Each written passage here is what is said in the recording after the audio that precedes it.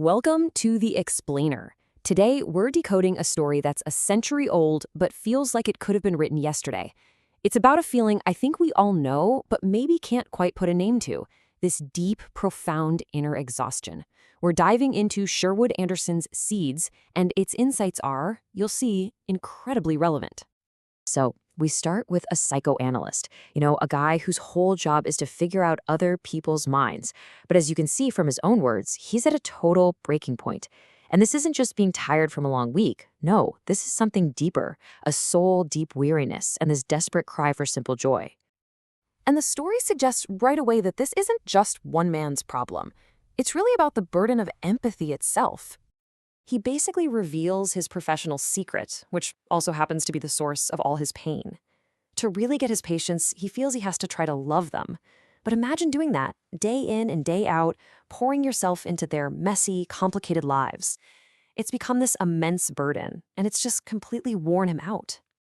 But here's the thing, the doctor doesn't think this is some incurable disease. He actually has a diagnosis, and he explains it with this really powerful metaphor that gives the story its name. He calls the source of all this illness seeds. Now, what does he mean by that? Well, think of them as all the old ideas, the beliefs, the rules that are passed down to us from generations ago. They're not really our thoughts, but they get planted in our souls, and over time, they start to choke us. And this metaphor just keeps growing. So the seeds, they sprout and become these vines. And these vines, what do? They wrap themselves around young trees. And those trees, that's us. That's our lives. And when a life gets all twisted and choked by these vines, it turns into what Anderson calls a grotesque, someone who's been bent away from who they were truly meant to be. And then, in this moment of just brutal honesty, the doctor admits he's not immune. He sees himself as just another tree in this forest, completely suffocated by the very same things he's trying to fix in other people. The healer himself is sick with this universal illness. So now that we've got the theory, let's see it in action. We're about to meet the living, breathing embodiment of one of these choked trees. The story shifts to this music teacher from Iowa. She grew up in what's described as an utterly feminine world, just her and her 3 sisters. Men were just not a part of her reality. So this upbringing creates this desperate, almost frantic desire for love, but it leaves her with absolutely zero tools to actually find it or even receive it. And you can just feel the war going on inside her through her actions. It's this total paradox. On the one hand, she does these things that seem to invite male attention. Leaving her door slightly open or lying on a couch where men are. But the second a man actually makes a move, even just touches her hand, she completely recoils in terror. Her desire is in a constant battle with her fear. Now, there's someone watching all of this play out, a painter named Leroy. He's a quiet, intellectual type, not really driven by desire himself. At first, he's just kind of indifferent to her whole situation. But a really dramatic turn of events is about to pull him right into her world and totally change how he sees everything. And it's after helping her that Leroy has this huge realization, one that takes her personal tragedy and turns it into a diagnosis for all of humanity. Leroy figures out that the other men in the house were, on the surface, kind of right. She did need a lover. But they had completely, 100% missed the real issue. So what was it she truly needed?